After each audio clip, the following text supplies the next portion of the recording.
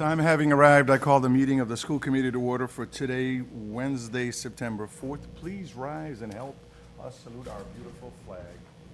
I pledge allegiance to the flag of the United States of America and to the republic for which it stands, one nation, under God, indivisible, with liberty and justice for all.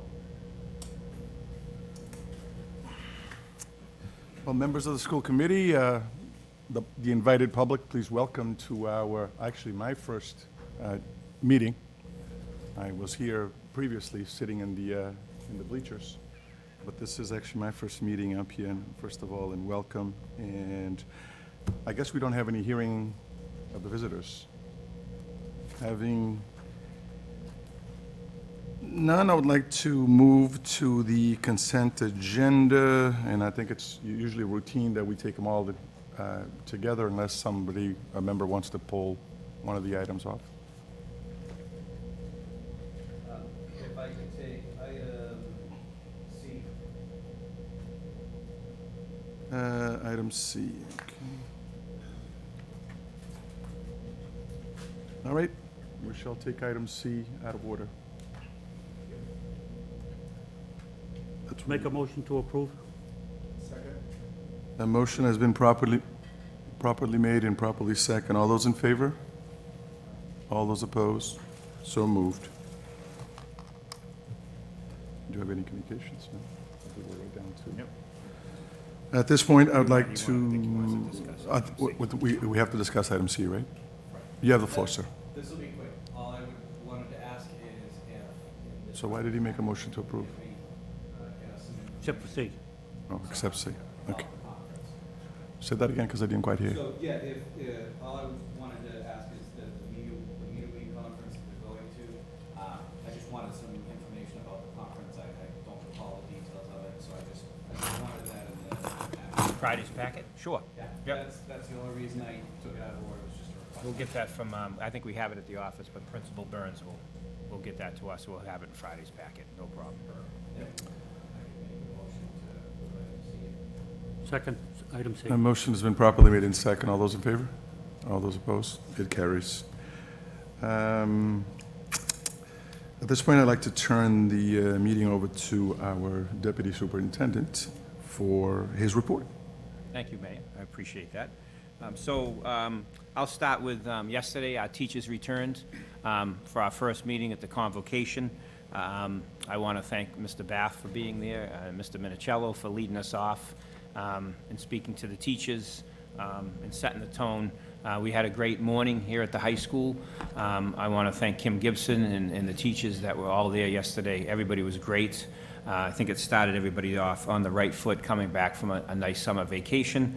I also want to thank the school committee, the mayor, the city council, the previous work of Kathy Smith. One thing that really set the tone yesterday is being able to come back with no layoffs. And obviously for the hard work of everybody around these tables, the BEA and our former superintendent, Kathy Smith, with always fighting with the state and battling for more money. I also want to thank our state legislators, Michelle Dubois, Claire Cronin, Mike Brady, Jerry Cassidy, for their hard work on the Hill. Aldo will give us some more budget information later, but that was a really big thing for the teachers to return tomorrow, knowing that everybody was back, and we had some additional staff we were able to add. So that made it a lot easier for people to come back and start off on a good foot. I also want to thank the teachers, because I don't know how many people realize how much time they put in before the convocation, how much time they put in coming back to school 2-3 weeks ahead of time in August to get their rooms set up.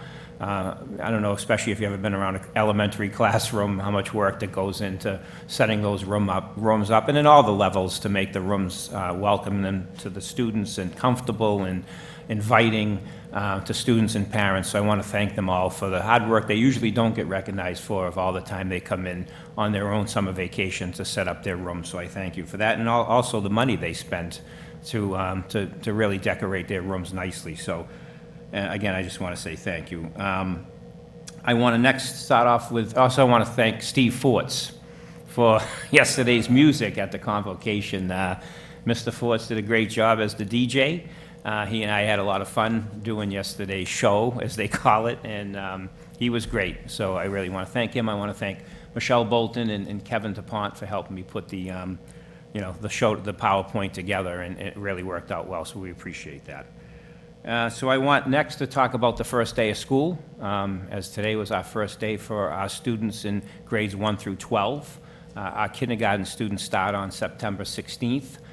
So I'm going to bring up, did I have the right date? September 16th, right? Okay, good. I know I had that in my head. So I'm going to bring up June Saber McGuire, and I'm going to bring up Dr. Cliff Murray to discuss the opening for our elementaries, middle school, and high school. I'm just going to make sure you press the microphone button so both of them are on, showing green.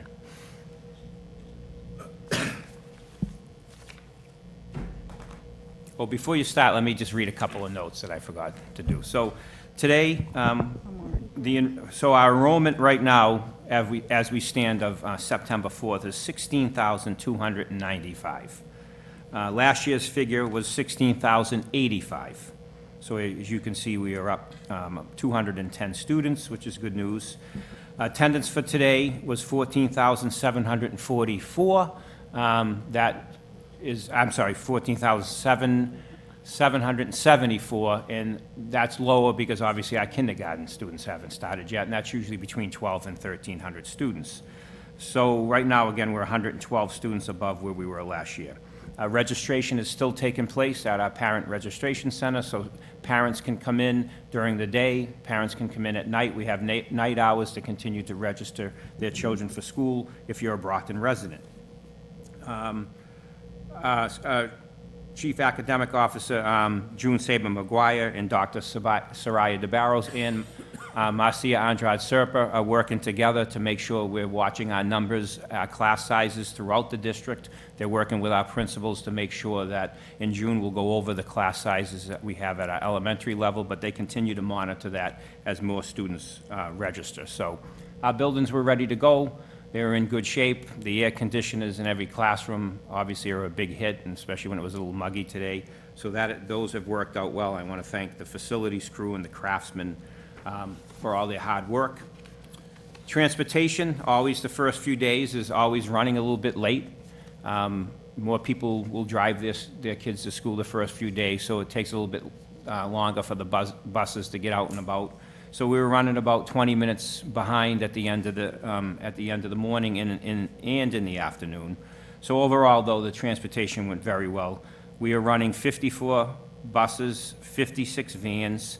Last year, we were down a few buses. We didn't have as many, but this year we are transporting by the big buses, we have 8,700 kids riding.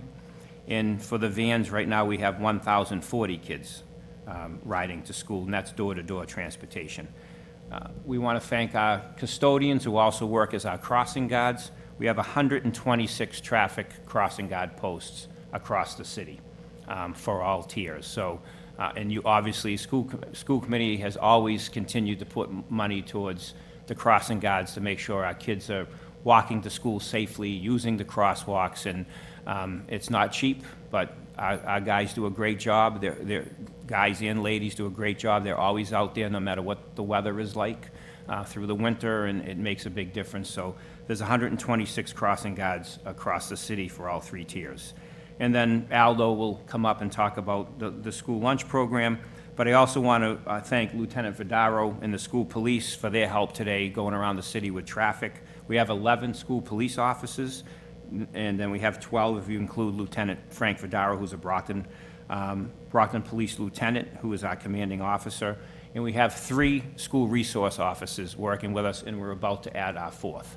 So again, we thank the Brockton Police, the city police, and the school police for the job that they do, helping keeping our kids safe and helping us with traffic. As we know, traffic around schools in the morning, in the afternoon, it's not easy getting around schools, and we try to do our best to make it smooth and safe for everybody. So I'll turn it over now to June and Cliff to report on elementary, middle, and high schools.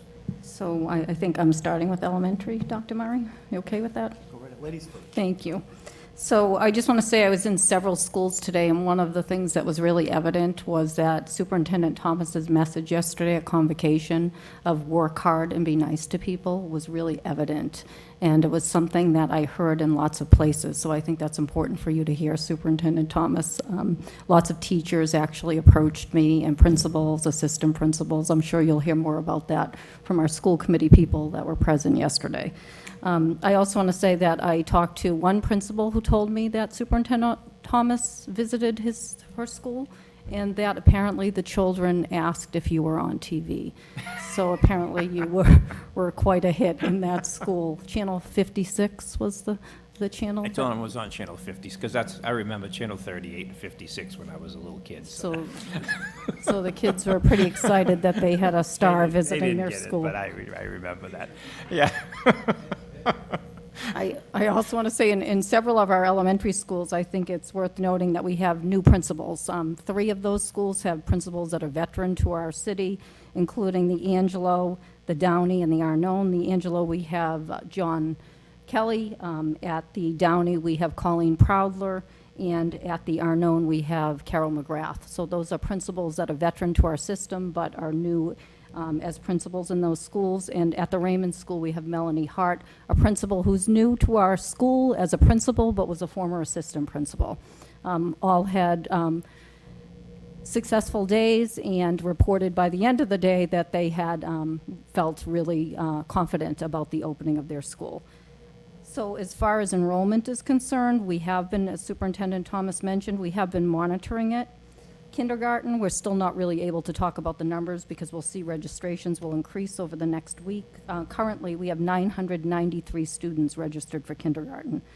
As far as grade 1 is concerned, we have 1,161 students who are enrolled.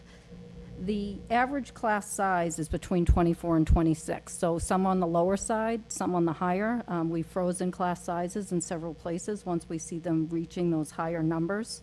Grade 2, we're looking, and it's really grade K to 1 through 2 that are 24 to 28.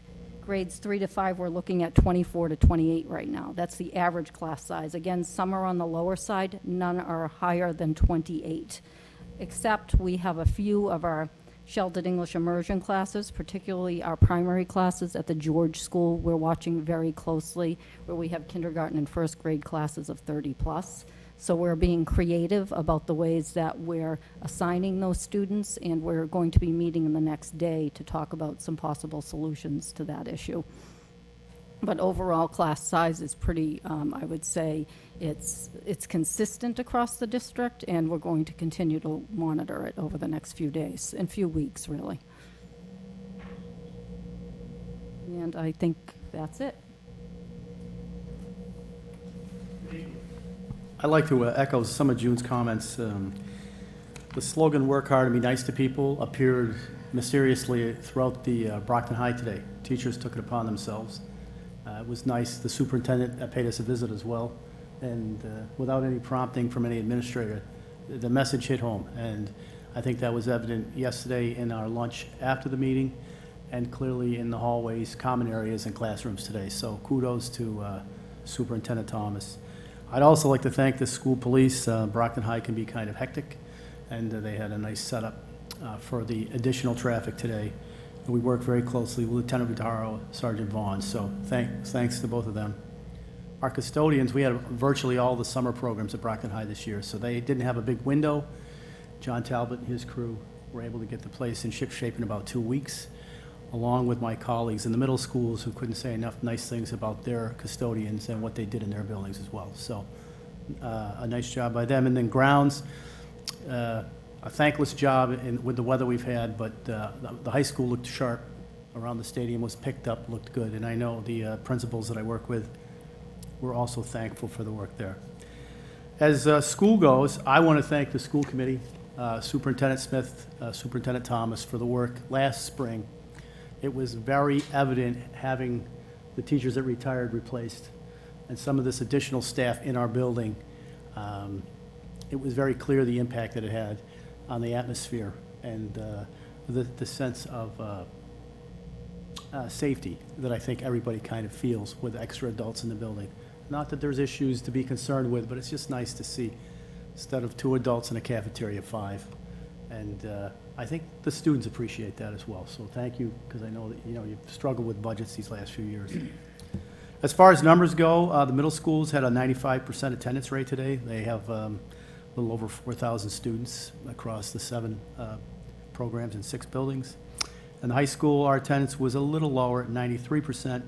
Typically, we have a lot of students who come in through our bilingual program a little later in the week for some testing, and then will be present and accounted for. So I think in my conversations with the middle school folks, they had very successful first days, and I actually had a great day today. It was fun. A lot of kids excited to get back.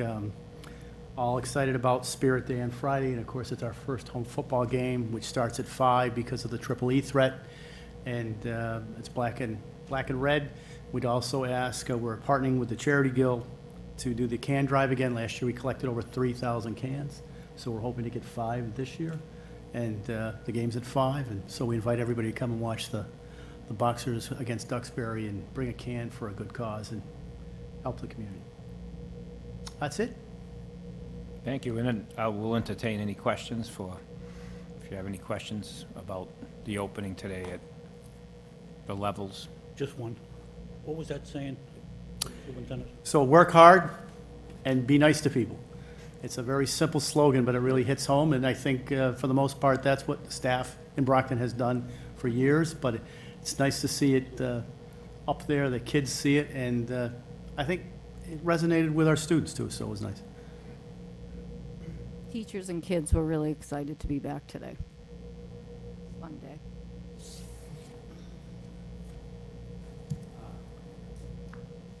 I just wanted to comment on specifically at the teachers and the staff. It's nice to hear that we had an open where it was felt like we had enough people to, keep the building safe, keep things moving, and have a much smoother opening. And I want to thank all of them and all of the principals and anybody that works in a building in the district, because they have, for 6 years now, come back to less and less people, larger classes, crazy schedules. How are we going to make this work? And so it's nice that this year, we were able to have a much different year and a much different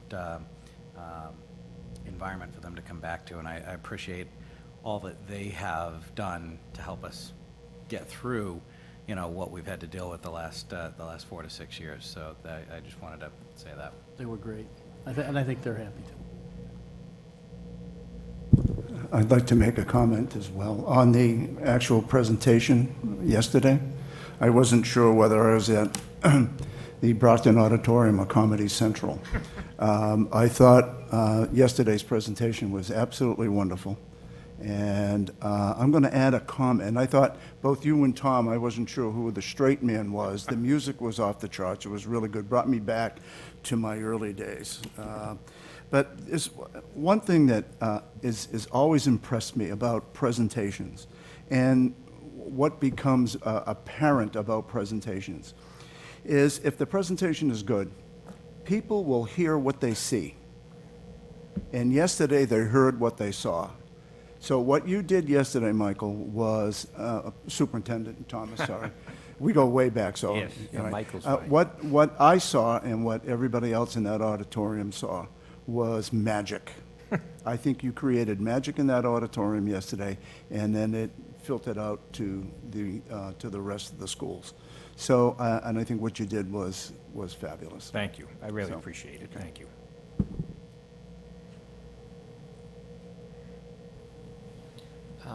I was just going to basically mirror what Mark said, that the school committee has known for the last, 5 or 6 openings, how hard we've had to do with basically, how hard people have had to work with less. And where this was the opportunity to somehow put together a budget and provide the system with, the personnel and the people, especially the addition. We're so happy, I think all of us are happy about the addition of the school police officers who are going to do great things, but also their presence and their, hands-on assistance and throughout the district is going to be invaluable. But, we know how hard the teachers have worked, and, we all cringe when we hear about the cafeterias and not having enough personnel and how fast something, can ignite in one of the cafeterias where there's just so many kids. So, I mean, we've certainly, as a body, have heard, and we truly do care about, the ability that the staff has to be able to respond. So, we basically, like I said yesterday, we appreciate everything that the teachers and the staff throughout the buildings do, and we're just happy that this budget, we were able to maintain and actually add some positions. And we're, like the superintendent said yesterday in the presentation, we're not where we want to be. We're not there yet. We're going to be pursuing other, avenues, and we're discussing that. Mayor Rodriguez is totally 100% on board about, pursuing what we need to do in the courts.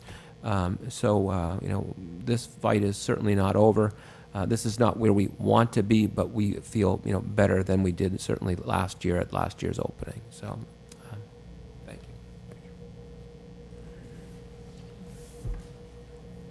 Thank you. I just wanted to say, it's been at least 6 years since I've been coming here, and I was kind of afraid to come on this first day of school because of all the layoffs, the shortages, the people that were missing.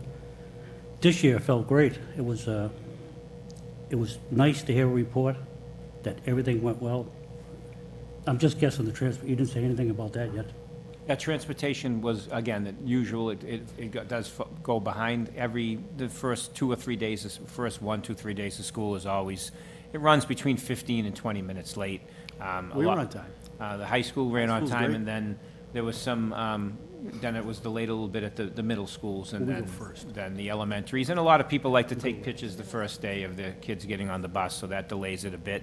And we know it's not very easy driving around the city in your car, so how hard it is to drive around a bus with 60 students on it. So obviously the bus drivers have to be careful. So we're always running behind this time of year about between 15 and 20 minutes, and as we get closer to next Monday, Tuesday, it will run a lot smoother.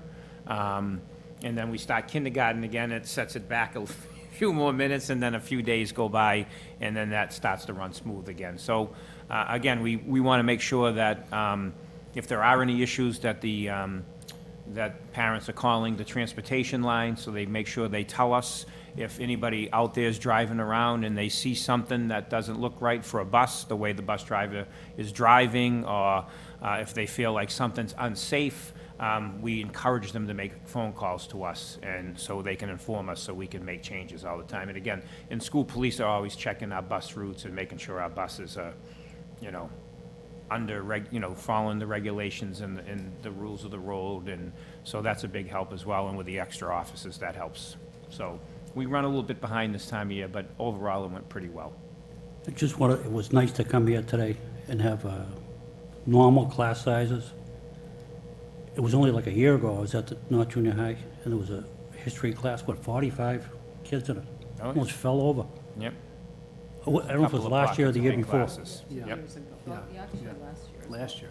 And it's nice to hear that they're all calmed down, 23 to 30, right around there, which is, Still have work to do, K-1 too, but yes, it's much more reasonable than it has been in the past few years. but it's a nice to hear everything. Nice job. Thank you. That was good. So, another thing I want to address, obviously you heard there was a missing a second grader at the Downey who not really missing. He was in the building. There was a false report that went out that he actually left the building. The young man did not leave the building. He was found safe and sound. He was in the same classroom the whole time he was there. But obviously, the principal, when it was called, he wasn't in the right classroom, and that's when we thought he was missing. And then obviously, emergency response team gets kicked in, and that's all of us over at the school. School police called immediately. The school's put into shelter in place, and we obviously go into our protocol to follow, make the phone call, obviously first to the parent, and then inform the other parents that the parent of the student is aware. So people don't think, is this my kid that's missing? So everything was followed, the protocol was followed. We're reviewing, how the young man ended up in the wrong class, but he was having a really good time in the class he was in. It wasn't the class he was supposed to be in, but he was having a really good time. He had actually a really good day. And I have to say, I met with Mom and spent a lot of time with her after school, and Mom was great. And she had some family members with her, and they were all great. So at the end, everything obviously turned out well.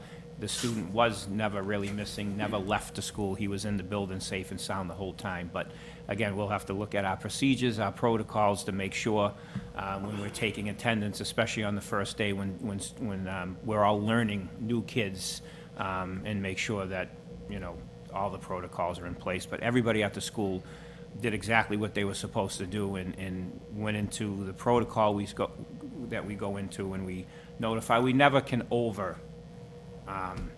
react, is my point.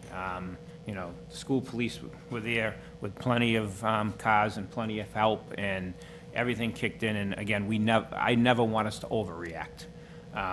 And we didn't, and we did exactly what we're trained to do. And obviously, everything worked out well. So I just wanted to make sure I addressed that, because obviously I made you guys aware as we were going through the day, which I try to update. And I think it's good that I'll have, one person that I can go to, and then he can spread the word to everybody. And I try to keep you informed as much as I can, but then when I'm actually on site dealing in the heat of the moment, dealing with the situation, I try my best to keep you updated, and keep parents updated. But again, we still have to do our job and then inform. So we'll continue to work on our communication to make sure we're informing you, the school committee, and the parents, and keep everything up to date as fast as we can, as soon as we know everything. So, and I hope I was able to do that today, and I thank you for all your support. And I thank the executive team members who all came over today, and obviously Lieutenant Fedaro and the school police. So I really appreciate the support, and so doesn't the school. And I also want to thank Kim Gibson, who also was there after school for another matter, but joined right in as she's trained to do, and was right with us the whole time. So everything ended up working out fine. So I just wanted to make sure that I addressed that. It was a good little test. Yeah, yeah. Any questions anymore and I'm going to bring up, so we'll bring up Aldo. So he's going to talk about the lunch program. He's also going to talk about the budget, and some news we got from the Department of Ed with the pothole funds that came out yesterday. So he'll bring that up as well. Good evening. So we had a great day today for school lunch. They served for breakfast 5,497 kids. Last year this time we had about 5,508, so pretty much the same number of breakfasts, which is great. 10,995 lunches, and last year about 11,360 lunches, so pretty close to the same amount. Again, there's always a change in enrollment, but it's great to see that our kids are partaking in the breakfast we offer every morning, because it really sets off their day well when they're well fed to around in the classrooms. So we have work set up to put in new serving lines in the South Junior High South Middle School and West Middle School. Hopefully between now and Thanksgiving, all the equipment's been ordered. Those will be put in, and once those lines are all set and in place and they're new, we're going to start looking around the district for other areas. We've done all the cafeteria tables, as you know, in every school. Now we're looking at, we've upgraded some refrigerators and added some new equipment. So we have extra funds in the food service program, which can only be spent for food service. So we're looking to go through and see what improvements we can make to any of your schools. So if you have anything in particular, you can let me know, and we'll see what we can do about upgrading. As we spoke at our last meeting, the Compromise Committee came out with the final budget. And in the final budget, of course, is additional Chapter 70, and at the same time, there's additional charter school reimbursement and costs. So the net amount of all of that was about $2.2 million. So that's pretty good, because we had about a $5 million shortfall we were working towards. What we were waiting for was what they call transitional assistance, which is an amount of money they gave us last year. That went to districts that suffered the biggest harm in the direct certification process. And Brockton, of course, was, the largest district that was harmed by it. Last year, they added it to Chapter 70, which is great. This year, they just came out and they're giving us an amount of money, but they're not adding it to Chapter 70. They're sending it directly to us as a supplemental, almost like a grant. The only downside of that is that it's not automatically in our budget next year. So I think that's why they might have done this. But last year, we got 2.9 million. This year, they're sending us about 2.4 million. So although it's great to get this extra money, we're still about $500,000 less than where we were last year. So with some of the other cuts we made in our Finance Committee meetings, I think we can pretty much continue with level services that we had spoken about. Superintendent had asked for additional positions. Last meeting, we put in those 12 positions. He's now asking for a few more. I think we'll be able to cover those additional positions. Everything is positions for classrooms is what is being requested. So I suggest we set up a finance meeting, hopefully maybe even next Tuesday evening if we could. We'll start going through those figures. And at the same time, we will submit a request letter to the mayor asking for the Chapter 70 funds. There's a formula that we have to go through that calculates exactly what's due to us because they change our foundation budget when they add these funds in. So I'll go through that with the city CFO. But then we'll put our request in and we'll go from there. So overall, hopefully it looks like we will get through this year kind of where we thought we were. We might be a little tight on substitute teacher money, but we'll see if there's another way we can supplement that. So in this Friday's packet, we will put in a needs, what our needs are. We'll send you the enrollment figures.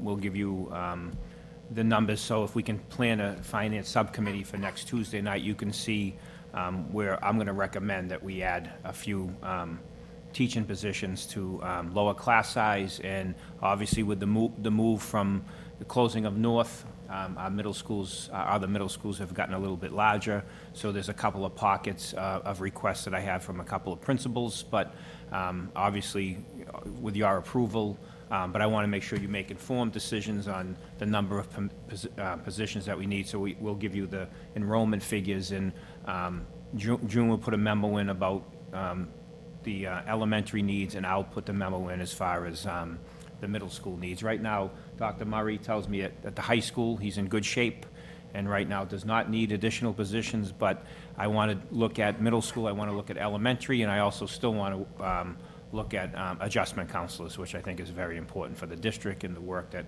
Sharon Mulder is doing with them, and you can never have enough adjustment counselors to help our students with their emotional and social needs. So, but I obviously want to give you all the information to have it in Friday's packet so we can have a discussion next Tuesday night if we can schedule a meeting. That would be great.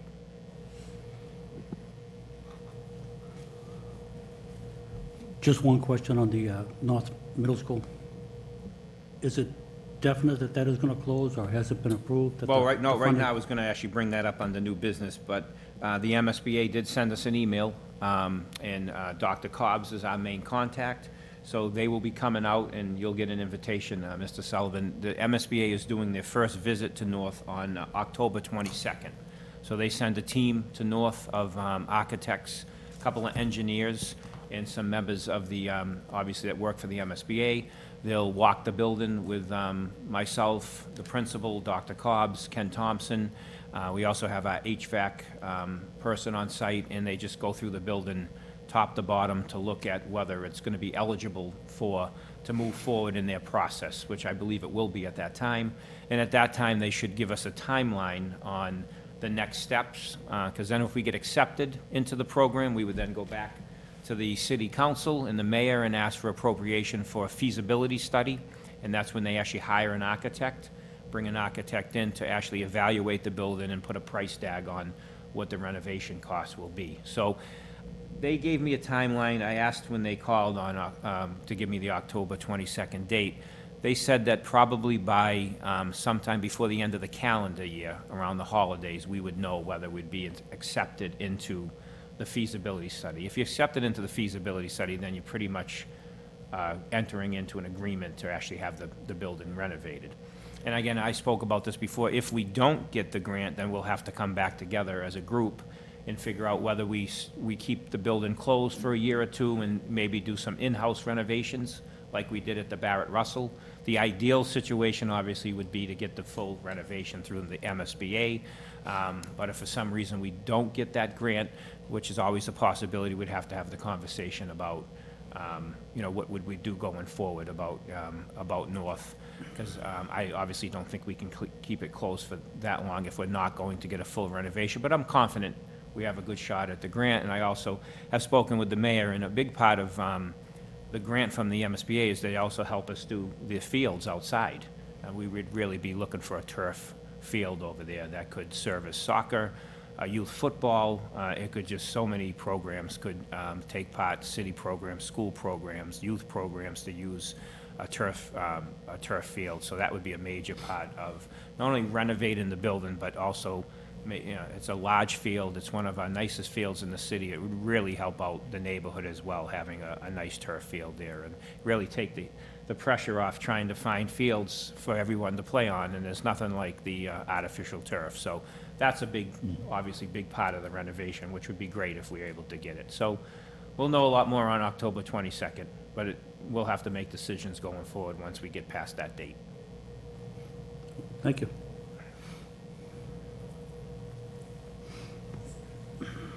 I also want to just remind the superintendent that we also want to pursue the renovation of Brockton High School. So once we, I guess what we should probably do is wait to the October date for that to pass, and then talk about next steps with regard to Brockton High. That's something that obviously, as a body, we've discussed together, and we're all on board, as certainly you are as well, Superintendent. So, you know, all of the high schools around here, I mean, that I can think of are either have had major updates or they're brand new.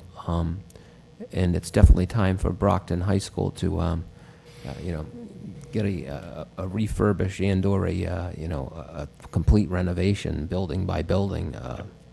So. And that's a good point, because what the timeline for the MSBA would be, last year when I had to put the renovation application in for North, it was always due, they usually do the Friday before April vacation. So, Mr. Michello, you're right, once we get through October, we would really have to really start having meetings about gearing up, because if we wanted to put a application in for the 14th, because remember, when you put that application in, you have to have two approved votes, a vote from the school committee, then an approved vote for the city council that they're able to fund the project if we get accepted. So that's what the votes mean when you, because they don't allow me to put an application in if I don't have the approved official votes from both bodies. And when you're putting that vote in, you're saying that, you know, we're going to fund this at our 20% share if we get accepted. So we would have to start, like you said, working pretty quickly after, you know, we get past October. Yeah, I mean, we need to give the council enough lead time and you know, to put the numbers together so that they have some time to digest it and talk to, you know, the new CFO, obviously, about it as well, so. Okay, great. That's a good point, thank you. I think it's kind of important to know that I don't think there's a single member of the city council that does not want to see this building renovated.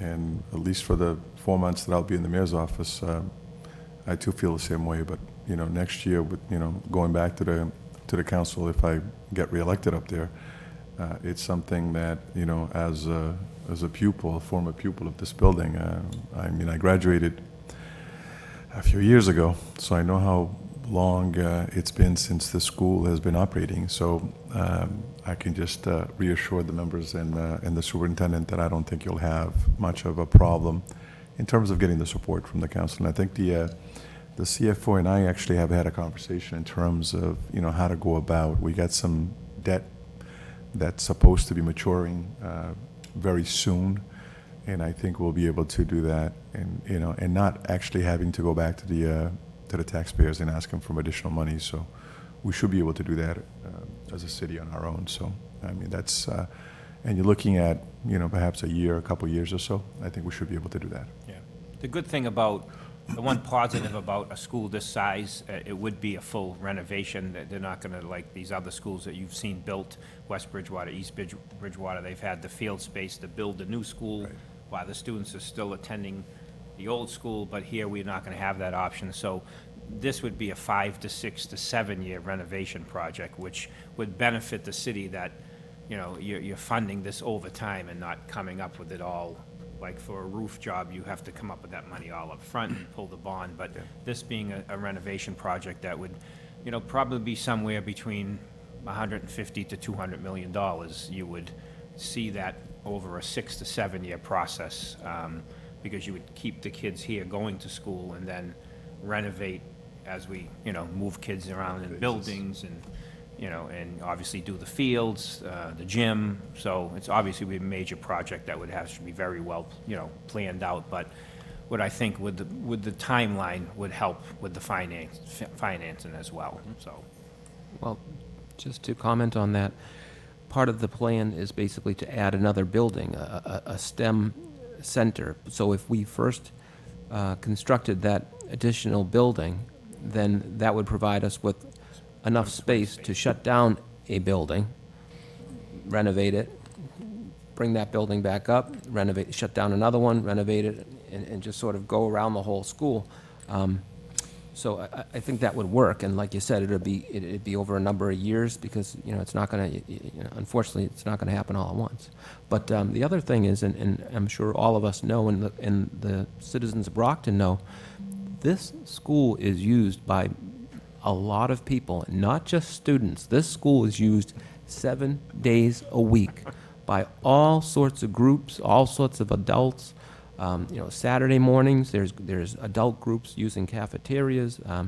So this facility has been basically a jewel and so well used by the city constantly that it benefits not just our kids, which we certainly value and we want, but the community at large. So there really shouldn't be any hiccup with regard to the community because so many in our community benefit from this facility and use it constantly. It's the most used building, I would say, in the city.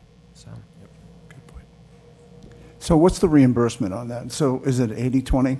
Yes, Is it- we so still we get the gotta come up with 20%, It's so- down, I think now, it's like 78. 78.7%. Okay, To pick up a so couple more bucks on their end, if you're talking about a $200 million project, then we're gonna need to come up with about $40 million, is Yes. that right? So, Between 40 and Okay. 60, right around. yeah, is there any leeway given or anything taken into consideration for the, how old the building is? Because Brockton High School is 48 years old.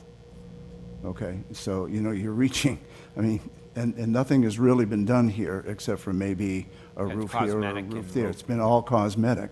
Because I remember a couple of years ago, we had three feet of water over one of the corridors because we had leaks all over the place.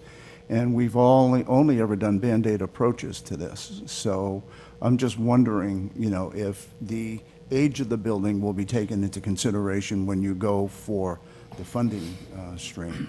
Yes, and I sit on a committee at the MSBA, and they often ask me, when is the application coming from Brockton High School? So I think Right. they are prepared to see. And I think they were always great to work with. They've been that's one of Right.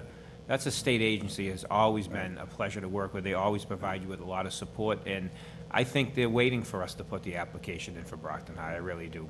And the mayor talked about not going to the public for, you know, tax increases, and I get that. But it would not be a Prop 2.5 override.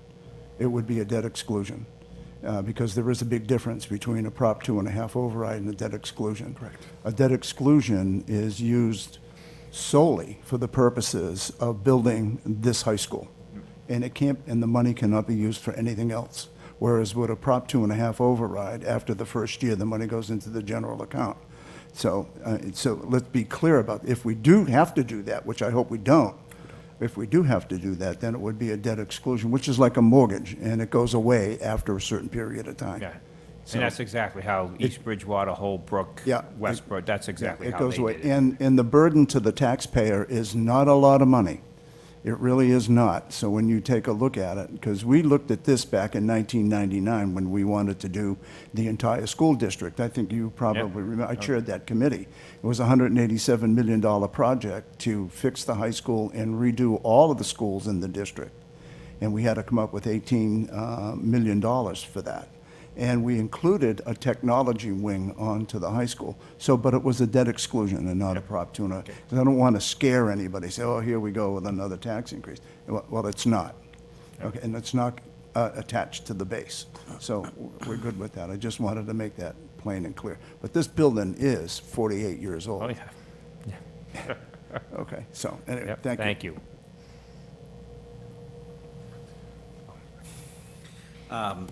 Just wanted to bring up real quick, we have the roof project going on for the Huntington. I think originally we were hoping we might see it before the snow flies, but I suspect we're looking at spring at this point. Spring would be, yep, they'll be doing the feasibility study, then the construction documents through the winter. Right. And they put it out to bid early, which is good. They'll put it out to bid in February, so they can secure a contractor nice and early before so that when they're scheduling their spring and summer work, so you want to put it out to bid by February, so you get some activity and you get a lot of bidders, to make sure you get a good price. And then once, actually, if they can start weekend work or late afternoon work in May, they will do that to get a head start when school's not in session. And, I see that being done by not too long after the 4th of July next year. Right. So that'll be next spring into the summer. Yeah, yeah, which is good. I just wanted to have an update, because I do get, both staff in the building and parents who reach out every year about that. So I just wanted to make sure they knew that, that the process is underway.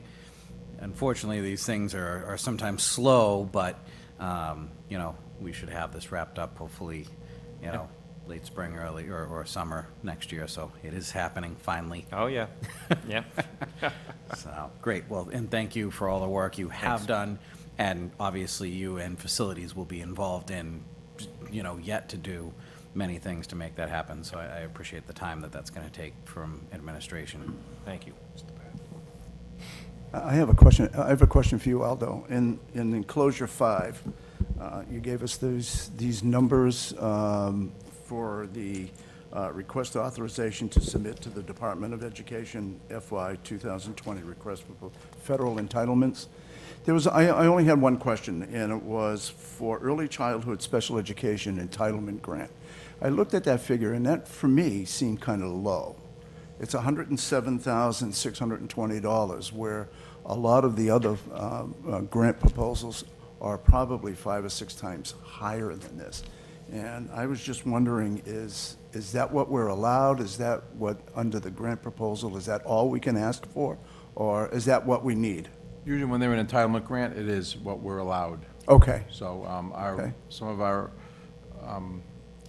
of our sped numbers have reduced the past few years. We've had people age out and left. Okay. A couple of very, very expensive ones, as a matter of fact. But whenever we go for an entitlement grant, we go for the full amount that we can get for what we have. okay. It's a shame that they only give you that low amount, obviously, because, a sped program really needs the extra funding in there, and as we all know. Anyway, but thank you. Thank you, Aldo. Sure. WD-40. Are you done? I am done. You sure? Mr. Mayor, yes, thank you very much. That's a good thing. Well, do we have any items that we want to refer to the subcommittee?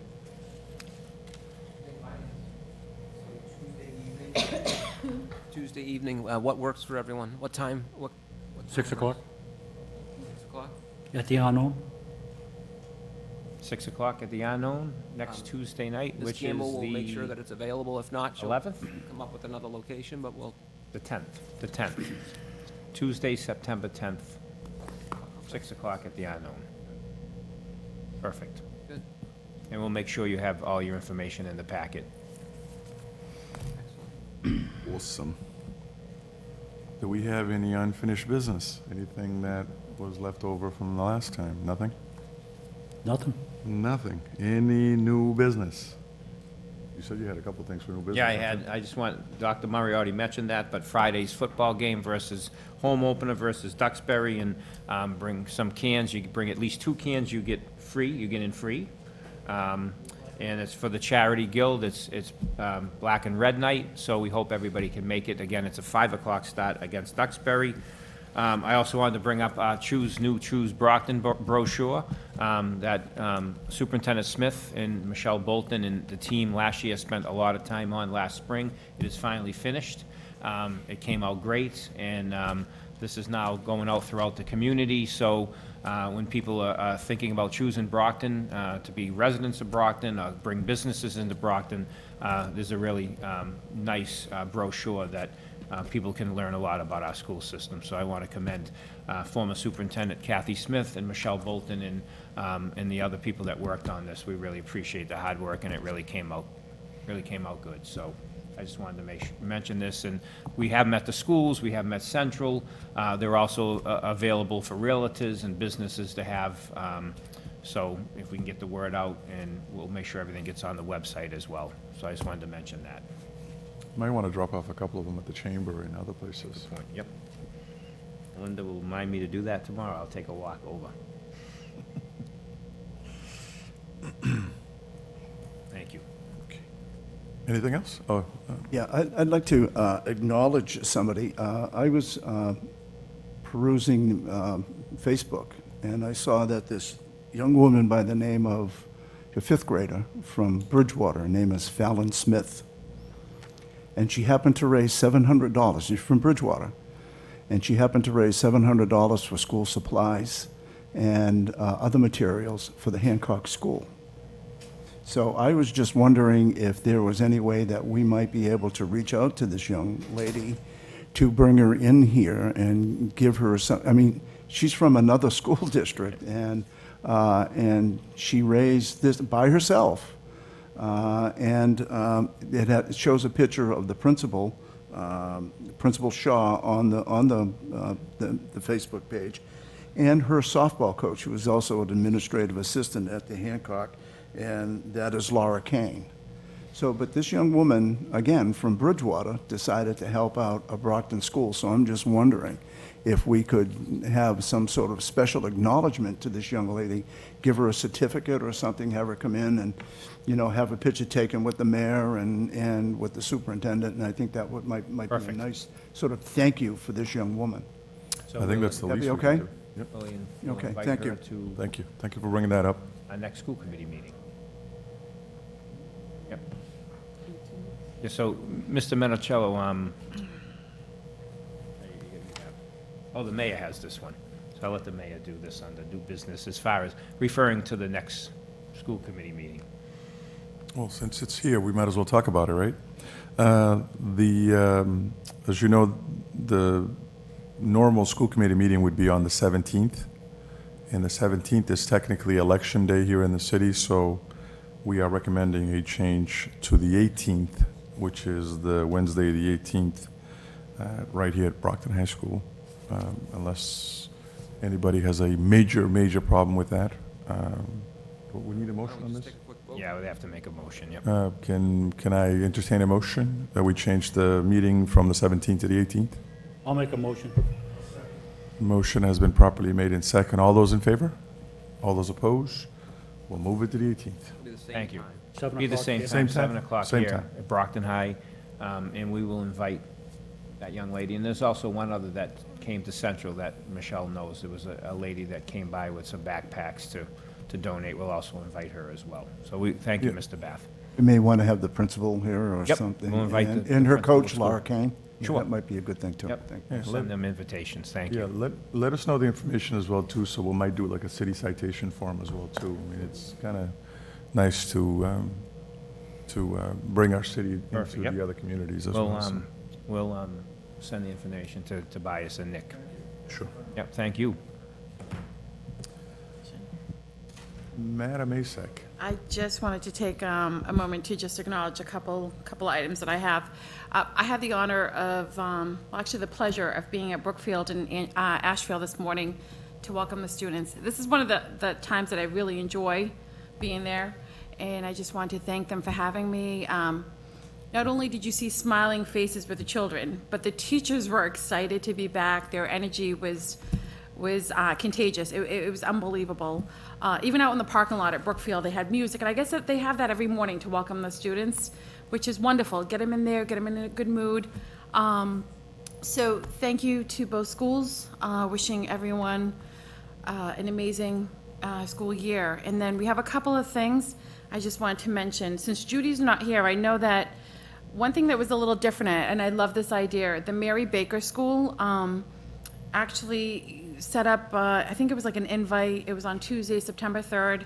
They invited everyone to come out and just, with chalk, just leave wonderful sayings for some of the students. So as they're coming into the school the next morning, they're seeing these, we believe in you, we love you, you're great. So I thought that was a wonderful idea. That was just definitely original. So kudos to the Baker School, great idea. And then this Friday in Ward 6 over at the McKinley Park, the Village Neighborhood Association you have an event, and I apologize. Let's see if I can get this. So it's an after-school fun in the park. Join us for the grand opening of a free little library in reading from children's book author Carolyn Curtis.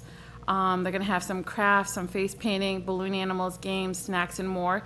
It's at McKinley Park, and we know it as the Patriots Park, from 4:30 to 6 p.m. So I definitely want to make sure that everyone, knew about that. It's wonderful that a lot of organizations are trying to reach out and try to have some fun community events for the kids. So that's all I got. Nice. Yes. Thank you. You're welcome. Well, I got a couple things that I wanted to bring up. And it's kind of interesting, we were talking about these title monies or federal monies that actually come into the city. As you know, this upcoming year, 2020, will be the census year. And one of the things that we're looking into is turning the city into a census city. We basically have set up some committees in the community. We are asking police officers, when you go to a call and everything is cleared up, to remind the people at home, hey, don't forget your census are coming. Work with the fire department doing the same exact thing. So we want to, every single department in the city, but also we want to focus on the schools, because in the past, our city has not been a very census-friendly city. We have been, in the last couple censuses, the last community to set up a complete count committee. The last community to do just about anything to do with the census. I don't know what we're afraid of, but we have been losing millions of dollars in funding that this city rightly deserves. So as long as I'm around, it doesn't matter what position I'm holding, I think this 2020 census will be a little different. What happened in this community in the past has not been that the people have not reported or actually have done their census, but what they've done is underreported on the census. And the city has, like I said, the city hasn't done a very, just to give you an example, the last time we did the census, there was a city census that was mailed out right around the same time that the federal census went out. Confusing the daylights out of people, where people are saying, well, I've already done the census, why they're still sending the census out. So this year, this time around, we're going to refrain from doing any of that. We're going to focus solely on the federal census, since it's the federal census that technically counts when it comes to financial support to our community. And we're not going to stand idle and lose millions and millions of dollars. Back in 2010, we started this whole process in 2009. And just to give you an example, the city of Boston was able to sue the Census Bureau because of that undercounting, and they were able to gain somewhere around 60,000 people. We wanted to do the same thing here in the city, but the mayor lost re-election, so that was the end of it, and the new administration never pushed it forward. But imagine if we could have just gotten 10% of 60,000 people.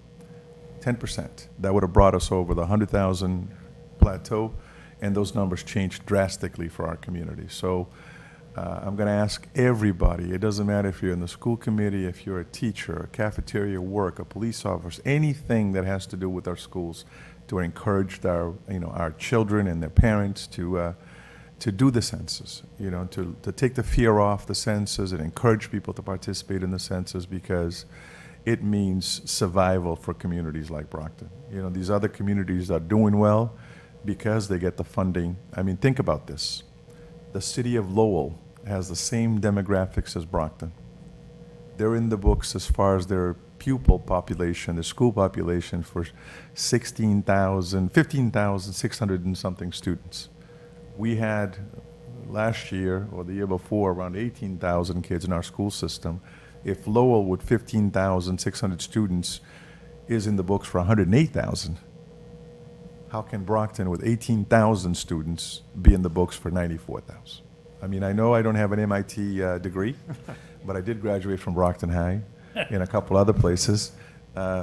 18,000 should bring us way over 100,000. And the difference between what we're getting now versus what 100,000 community brings you is unreal. So again, please help us out with this. Let's talk about it. We've got absolutely nothing to lose. It's nice to basically say, yeah, we're a city over 100,000 people, and fear absolutely nothing, because I think the funds that will come down in our direction will be worthwhile. On that same note, we are in preparations to celebrate I actually had called it a block party to bring people into the downtown area, which we had done back in the days of the Harrington administration. So we're doing the same basic thing to bring people into the downtown on a Saturday to celebrate Brockton. But the folks in the office and the committee came up with Celebrate Shoe City instead of a block party. I mean, I wanted to call it a block party, but they said change it to Celebrating Shoe City. So we're going to celebrate Shoe City, but we're inviting people just to come down and enjoy the middle of the city. Often we stay on the outskirts, but it's important for people to come down and see the middle of the city, see how well we're doing in the middle. And as the middle goes, so does the city. So we're inviting everybody to do that. I don't want to monopolize this meeting. No, but, I have one more thing. You have the floor. I have the floor. You are the mayor. Yeah, isn't that Take as something? much time as you want. And also, I don't know if you folks and the folks watching us at home know that our City Hall is celebrating its 125th anniversary this year. So, because we kind of like to party, in the sense, we're putting together a big bash in December, on December 14th. I know back in the days of the unit administration, we used to do those galas, those black, white, and red galas. So we're going to try to do something similar to that. And it's basically to celebrate the 125th anniversary of our building. Our City Hall, I think, not because I'm a resident now, but I honestly believe we probably have the best looking City Hall in the state, at least better than Boston, that's for sure. Oh yeah? So we are putting together this event and inviting people to come down. And the proceeds for this is actually going to go to benefit the Champion Fund that we so value here in the city. Again, in the memory of Bill Carpenter and the team that created that program. So that's what we're going to do. And again, you'll be hearing a lot more of that. But I just wanted to put that in your minds, in the back of your calendars, and inviting people at home to start. Make sure you don't plan anything for that day. It's going to be on a Saturday. It'll be fun. We'll have some music, some food, and people dress up in their tuxes and suits and long dresses, short dresses, or whatever you want to do, but come down and celebrate the birthday of our building. Does anybody else have anything else? Could I dovetail onto your census? Please do. Yeah, I think the federal census is important, I know, for funding, but it's also important for congressional districts. And if we underreport, we could find ourselves in another congressional district and we could lose representation in Washington. We've already lost one representative in Washington already. So we used to be at 12, I think or 11, and I think we're down to, We're at 10, now we're down to 9. yeah. So, and that's the federal census impacts that as well.